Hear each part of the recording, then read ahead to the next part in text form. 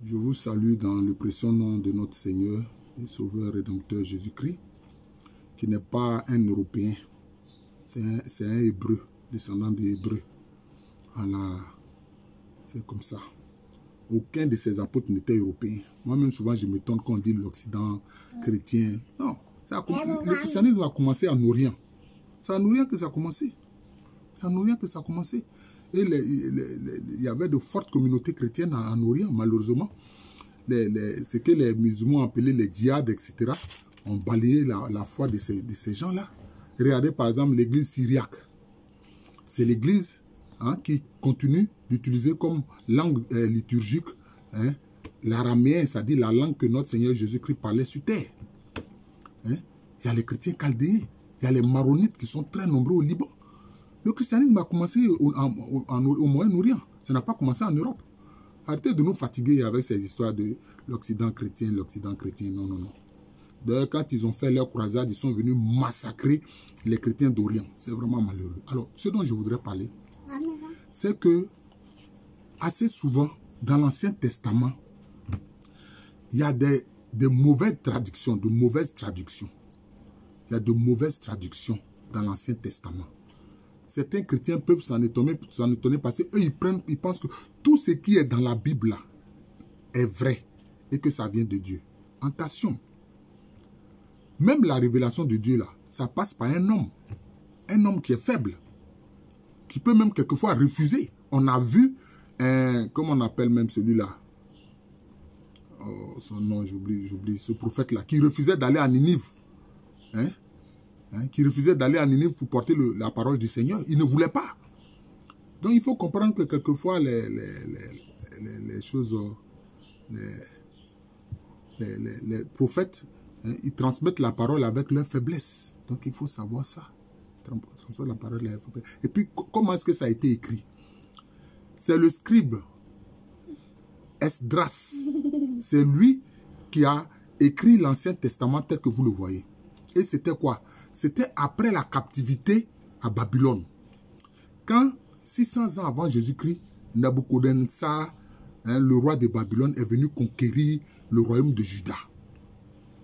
Conquérir le royaume de Juda, qui était le royaume disons, du sud. Vous voyez. Israël étant le royaume du nord. C'est comme ça. Et on les a envoyés en captivité à Babylone. C'est comme ça. Et tous les textes qui existaient, puisque le temple avait été détruit par Nabuchodonosor, il n'y avait rien, les documents avaient été détruits, donc il a fallu reconstituer ça. Et c'est Esdras qui a reconstitué ça. Et c'est le gouverneur Zorobabel qui a commencé la reconstruction du temple avec l'aval justement de l'empereur Cyrus, qui lui est perse, qui a vaincu justement les Babyloniens. Voilà, donc il faut comprendre ça. Donc il y a des éléments de traduction, souvent la traduction n'est pas bonne. Par exemple, on dit peuple élu.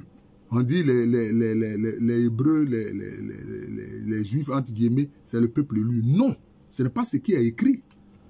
C'est le peuple choisi. Vous voyez, donc, les deux termes ne sont pas pareils. Est-ce que chez Dieu il y a élection? C'est le peuple choisi. Vous voyez, au lieu de dire peuple élu, c'est le peuple choisi. Et malheureusement, c'est le mot peuple élu là qui a prospéré. Le mot peuple choisi a disparu, alors que en fait, c'est ça qui est réel. Vous voyez, ça, c'est encore une erreur. Vous comprenez? La deuxième chose, quand on dit que les Hébreux ont subi un dur esclavage en Égypte, c'est pas vrai. Comment eux-mêmes, ils appellent l'Égypte? Ils appellent l'Égypte de deux façons. Ils l'appellent le pays de Cam. Parce que Cam, c'est l'ancêtre des Noirs. C'est la preuve que l'Égypte antique était un pays où c'était les Noirs qui y étaient. Et c'est eux qui ont bâti cette civilisation glorieuse-là, qui est la civilisation égypto-nubienne. Ils appellent, le deuxième nom qu'ils donnent à l'Égypte, c'est Misraïm. Misraïm, c'est-à-dire que je suis coincé, je suis serré. C'est ce que Misraïm veut dire. Ils veulent dire qu'ils étaient serrés. Ils étaient coincés en Égypte antique. Mais ils n'étaient pas esclaves. C'est vrai, la servilité existait en Égypte antique. Mais partout en Afrique, comme en Égypte antique, il n'y avait pas d'esclaves. Pourquoi? Parce que le mot esclave, puis il faut rester tranquille. Le mot esclave cela veut dire qu'on te nie ta dignité humaine. Tu n'es pas un être humain, tu es comme un meuble. C'est ça la définition du mot esclave chez les Indo-Européens, chez les Caucasiens. Alors qu'en Afrique, non. On ne nie pas ta dignité humaine quand tu es dans la servilité. Jamais. On ne nie pas ta dignité humaine. Donc, parler d'esclavage n'est pas correct. Ça, c'est un d'abord. De deux, les fouilles archéologiques ont montré que la construction des pyramides et des grands monuments en Égypte antique, c'était des gens libres qui avaient même leur village ou bien leurs agglomérations à côté des pyramides qui ont été bâties. Et ils étaient payés. Donc, en quoi est-ce qu'on peut dire que alors ces Hébreux-là étaient en esclavage en Égypte? Le problème, c'est que les Hébreux sont des Sémites. Et donc, il y avait des peuples sémites qui erraient dans le désert. C'est pour ça que les anciens Égyptiens les appelaient Amou. Puis il faut rester tranquille, sinon ils te font descendre. On les appelait les Amou, c'est-à-dire les errants. Et souvent, quand ils étaient tenaillés par la disette et la faim, ils venaient attaquer l'Égypte. Parce que l'Égypte, c'était le grenier de l'époque. C'était le grenier du monde. Vous voyez, ils venaient attaquer tel qu'on a vu les Hyksos, l'agression des Hyksos, des Hittites, etc.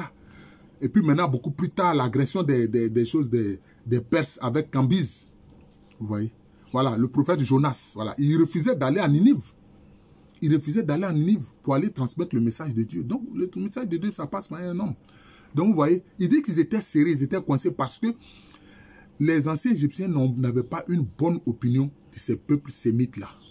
Sinon, vous regardez l'Ancien Testament. Quand Abraham a eu faim, quand il y avait la famine au pays de Canaan, il est parti où? C'est en Égypte qu'il est parti. Avec sa femme Sarah. Et d'ailleurs, il a menti que sa femme Sarah, c'était sa sœur. Et quand le Nessout, qu'on appelle improprement Pharaon, Nessout qui veut dire celui qui vient du sud, si on disait ça, Nessout, on saurait que c'est un Africain, un noir, a voulu avoir une aventure avec Sarah. C'est après maintenant qu'il a découvert que non, en fait, ce n'est pas seulement la sœur d'Abraham, parce que les deux avaient le même père, mais pas la même mère, mais c'était aussi son épouse. D'ailleurs, le Nessout lui a dit, mais pourquoi as-tu fait cela? Pourquoi as-tu menti? Vous comprenez? Donc, il y a ça. Maintenant, deuxième chose. Ils disent qu'ils étaient, entre guillemets, esclaves, qu'ils ont subi un dur esclavage en Égypte. Mais regardez bien le livre de l'Exode. Quand ils sortent là, ce qu'ils ont appelé Pessah, c'est-à-dire ils sont libres, ils sont libérés là. Ils sortent avec quoi?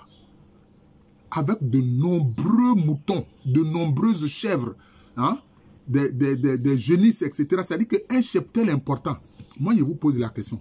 Depuis quand des esclaves ont autant de biens? Depuis quand? Et répondez à ça. Depuis quand des esclaves ont autant de biens? Hein? Ils avaient un cheptel impressionnant. Deuxième chose, quand ils ont fait le veau d'or, c'est avec quoi? C'est avec les bijoux de leurs femmes, les bijoux en or de leurs femmes. Ils ont fait quoi? Un veau d'or grandeur nature. Mais cet or-là, ils ont eu ça où? Comment des esclaves, des femmes d'esclaves peuvent avoir autant d'or? Interrogez-vous. Interrogez-vous. Ah oui, nous croyons en la parole de Dieu. Mais Dieu nous a donné l'intelligence pour nous interroger et pour réfléchir. Comment est-ce que les femmes ont eu autant d'or? Hein? Et Aaron, leur a dit, bon, envoyez vos bijoux. Elles ont envoyé les bijoux, ils ont fondu, ils ont fait, hein, grandeur nature, un veau d'or. Mais comment ils ont eu autant d'or? Pour des femmes d'esclaves, vous voyez? Ah, donc réfléchissez. Les termes que quelquefois sont utilisés dans la Bible ne sont pas conformes à la réalité. C'est ce à quoi je voudrais vous amener à réfléchir. Voilà. Mais nous sommes des disciples du Seigneur Jésus-Christ. Nous avons foi dans le Seigneur Jésus-Christ. Nous savons qu'il nous a aimés et nous l'aimons. Mais réfléchissons surtout concernant l'Ancien Testament, dont la traduction n'est pas bonne parce que souvent c'était en hébreu, bon, les gens ont mal traduit, les traducteurs ne maîtrisaient pas toujours la langue, alors que pour le Nouveau Testament, je crois que là c'était beaucoup plus facile, c'est en grec ancien, et puis je crois un peu en araméen, donc la traduction n'a pas trop posé de problème. Alors que pour l'Ancien Testament, Dieu ne fait pas ça, ça posait un peu de problème, hein, la traduction en hébreu, hein, voilà.